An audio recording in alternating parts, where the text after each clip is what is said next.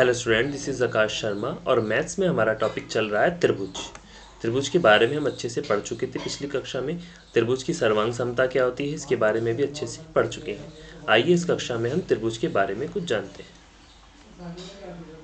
अब देखिए, आपको दिया गया है क्वेश्चन नंबर 1। त्रिभुज ए सी बी डी में ए सी आपका बराबर है ए डी के और ए बी कोण ए को समद्विभाजित करता है। अब आप देख सकते हैं ए सी बराबर क्या है ए डी के, तो ए सी आपका बराबर है किसके, ए डी के। ए सी बराबर किसके हो गया, ए डी के, और ए बी कोण ए को समद्विभाजित करता है। तो जो ए बी कोण है वो ए को समद्विभाजित करता है।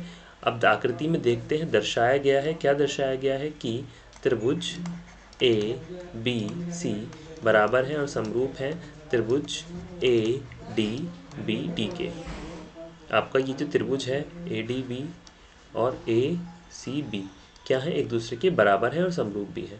अब बी सी और बी डी के बारे में आप क्या कह सकते हैं, अब देख सकते हैं बी सी ये वाली लाइन और बी डी आपकी ये वाली लाइन, इसके बारे में हम क्या कह सकते हैं, त्रिभुज ए सी बी और त्रिभुज ए डी बी में अब देखते हैं ए सी बराबर है ए डी के और सी ए बी बराबर है त्रिभुज डी ए बी के।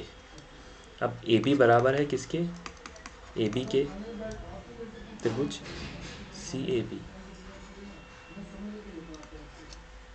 और त्रिभुज डी ए बी और ए बी बराबर ए बी के, ये दिया गया है आपको।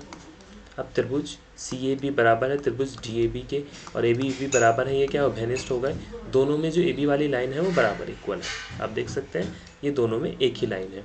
अतः त्रिभुज ए बी सी समरूप है और बराबर है त्रिभुज ए बी डी के। बी सी बराबर हो गया आपका बी डी के। सर्वांग सम त्रिभुज के संगत भाग क्या होते हैं, आपके बराबर होते हैं। इतना आपको पता चल गई वाली बात। अब नेक्स्ट देखते हैं। अब आपको दिया गया है second, A B C D एक चतुर्भुज है। कैसे है, चतुर्भुज है जिसमें ए डी बराबर बी सी है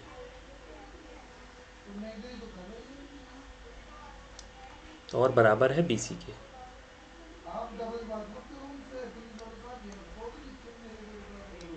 ये और त्रिभुज डी ए बी बराबर है त्रिभुज सी बी ए के। अब देखिए फर्स्ट वाला क्या है, त्रिभुज ए बी डी बराबर है त्रिभुज बी ए सी के और आपका समरूप भी है। इसी प्रकार सेकेंडली बी डी बराबर है किसके, ए सी के। अब क्या आ गया थर्ड वाला, त्रिभुज ए बी डी आपका बराबर है त्रिभुज बी ए सी के। तो ए बी डी वाला त्रिभुज आपका देखिए बन जाता है किसके बराबर है, बी ए सी के, बी ए सी के, ये बराबर हो गया।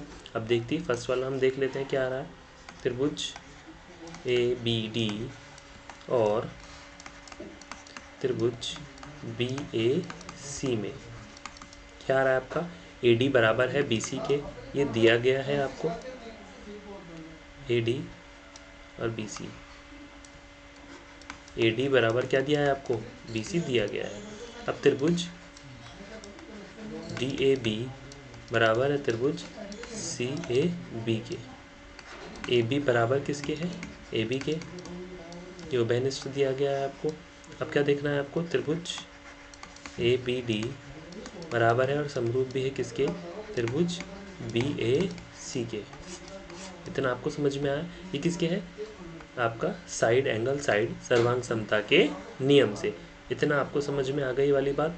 अब देखिए सेकंड क्वेश्चन दिया गया है कि आपका बी डी बराबर है ए सी के, तो बी डी बराबर किसके है, ए सी के, ये आपका ए सी के। ये जो लाइनें आपको दी गई हैं दो, ये लाइन्स आपकी एक दूसरे में बराबर बतानी है। सर्वांग समता की संगत भाग बराबर होते हैं। जब भी सारा सर्वांग सम दिया गया है तो इसके संगत भाग जो होंगे वो भी क्या होंगे, आपके इक्विवेलेंट होंगे। अब थर्ड वाला देखिए क्या दिया गया है, त्रिभुज ए बी डी बराबर होगा त्रिभुज बी ए सी के। त्रिभुज ए बी डी बराबर होगा त्रिभुज बी ए सी के। इतना आपको पता होना चाहिए। अब देखिए सर्वांग समता त्रिभुज के संभाग बराबर होते हैं, ये हमने इसमें पहले ही देख लिया था। अब देखते हैं आगे। आपको दिया गया है थर्ड, एक रेखाखंड, थर्ड वाला देख लेते हैं पहले। एक रेखाखंड ए बी और ए डी को बी सी दो बराबर लंब रेखाखंड है। दर्शाइए कि सी डी रेखाखंड ए बी को समद्विभाजित करता है। अब देख सकते हैं आपको यहाँ पे बी सी आपको दिया गया है, आपको ए सी ए और डी दिया गया है और यहाँ पर ओ दिया गया है। ओ क्या हो गया इसका मध्य बिंदु या केंद्र बिंदु हम इसे मान सकते हैं, केंद्र बिंदु। अब इस प्रकार दिया गया है, ये क्या आ गया आपका बी सी और ये क्या आ गया आपका ए डी, ये तो यहाँ आ गया और ये क्या आ गया सी से लेकर डी तक। अब देखिए त्रिभुज ओ सी बी और त्रिभुज ओ डी बी में, ओ डी ए में क्या देखेंगे कि त्रिभुज बी ओ सी बराबर है त्रिभुज ए ओ डी के। क्या हो गया शीर्षाभिमुख कोण, ये क्या हो गया आपके शीर्षाभिमुख कोण। कौन से कोण हो गए आप देख सकते हैं, एक ये वाला और एक एंगल ये वाला, ये एक दूसरे के शीर्षाभिमुख कोण है। कैसे है शीर्षाभिमुख कोण। अब देख सकते हैं त्रिभुज सी बी ओ बराबर है त्रिभुज डी ए ओ के। क्या है प्रत्येक 90 डिग्री का है ये। अब बी सी बराबर है ए डी के, ये दिया गया है इसमें। अब त्रिभुज ओ सी बी, ओ सी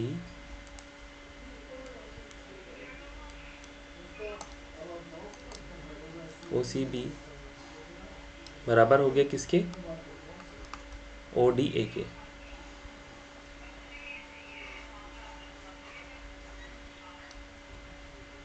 बी ओ बराबर हो गया ए ओ के।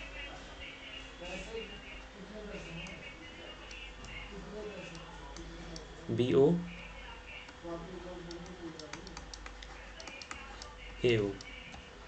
सर्वांग सम त्रिभुज के संगत भाग क्या होते हैं आपके बराबर होते हैं। अब क्या है अतः सी डी रेखाखंड ए बी को समद्विभाजित करता है, तो सी डी रेखाखंड ए बी को समद्विभाजित करता है।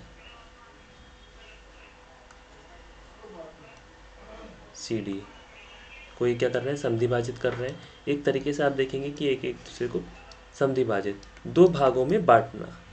समद्विभाजित का मतलब क्या हो गया आपका दो पार्ट्स में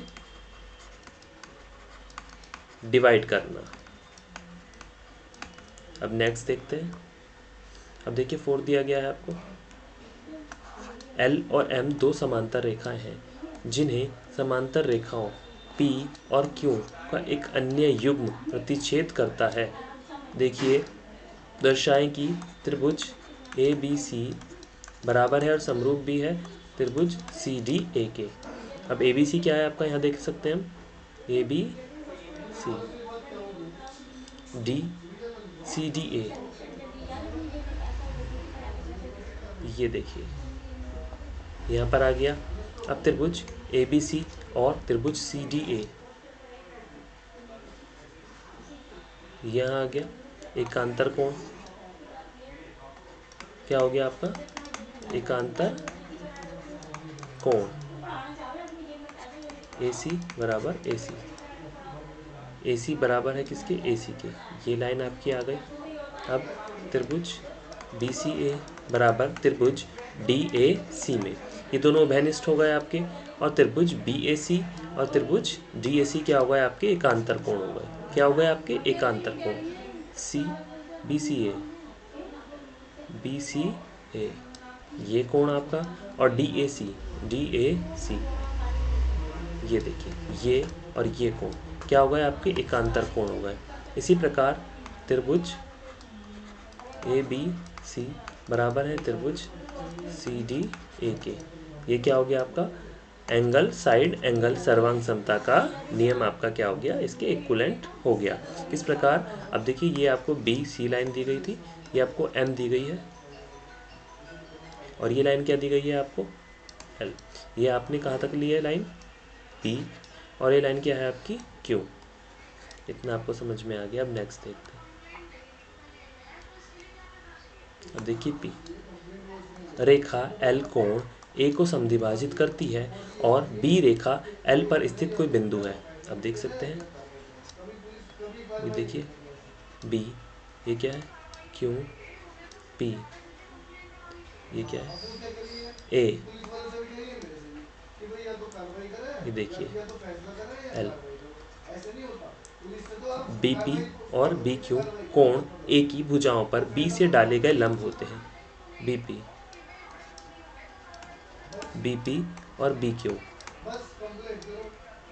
बी पी और बी क्यू क्या हो गई, कोण ए की भुजाओं पर बी से डाले गए लंब हैं। देख सकते हैं ये कहाँ डाले गए लंब दिए गए हैं। अब नंबर 1 क्या दिया गया है, त्रिभुज ए बी पी बराबर है त्रिभुज ए क्यू बी के और समरूप भी हैं आपके।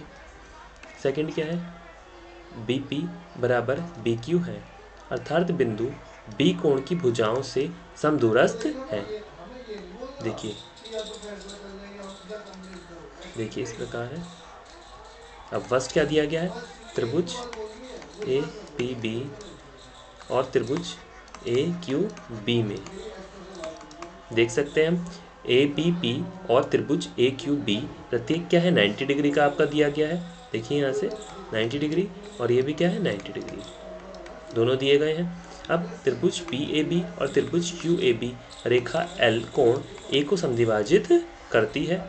ए को क्या कर रही है, दो भागों में डिवाइड। ये आपका ए दिया गया है, ये दो पार्ट्स में डिवाइड। ए बी बराबर क्या हो गया ए बी उभयनिष्ठ।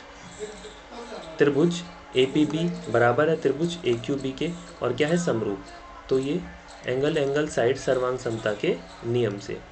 अब सेकेंडली क्या आ गया आपका, बी पी बराबर है बी क्यू के। सर्वांग सम त्रिभुज के संगत भाग क्या होते हैं आपके, बराबर होते हैं, ये आपको पता है। तो बी पी कहाँ है आपका, बी पी और ये आ गया बी क्यू। तो आपका बी पी बराबर होना चाहिए बी क्यू के। इतना आपको समझ में आ गया। अब देखिए आपको दिया गया है 6th आकृति 7.21 में ए सी बराबर है ए ई के, ए बी बराबर है किसके, ए डी के और त्रिभुज बी ए डी बराबर है त्रिभुज ई ए सी।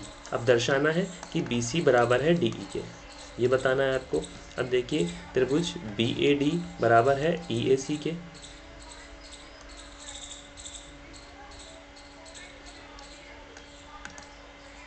देख सकते हैं ए बी डी और ई ए सी,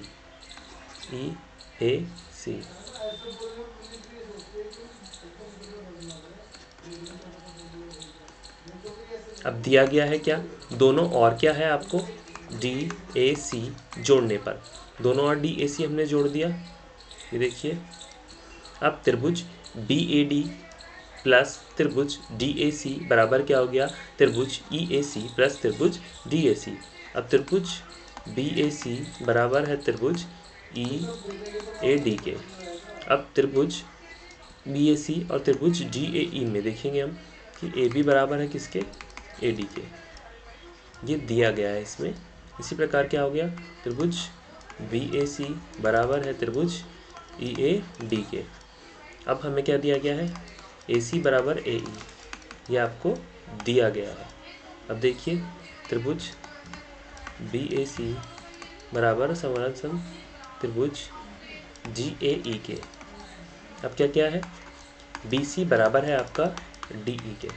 ये क्या है आपका सर्वांग सम त्रिभुज के संगत भाग क्या होते हैं आपके, बराबर होते हैं। और ये क्या हो गया आपके साइड एंगल साइड क्या हो गया, सर्वांग समता के नियम से कि जिसकी साइड एंगल साइड क्या हो, बराबर हो, वो क्या हो जाएगा आपका सर्वांग समता के नियम से आपका क्वेश्चन हो जाएगा। अब देखिए 7 दिया गया है आपको, ए बी एक रेखाखंड है, पी इसका मध्य बिंदु है। देखिए ये रहा डी और ई ई और डी। ए बी की एक ही और स्थित दो बिंदु इस प्रकार हैं कि त्रिभुज बी ए डी बराबर है त्रिभुज ए बी ई के और ई पी ए बराबर है डी पी बी के।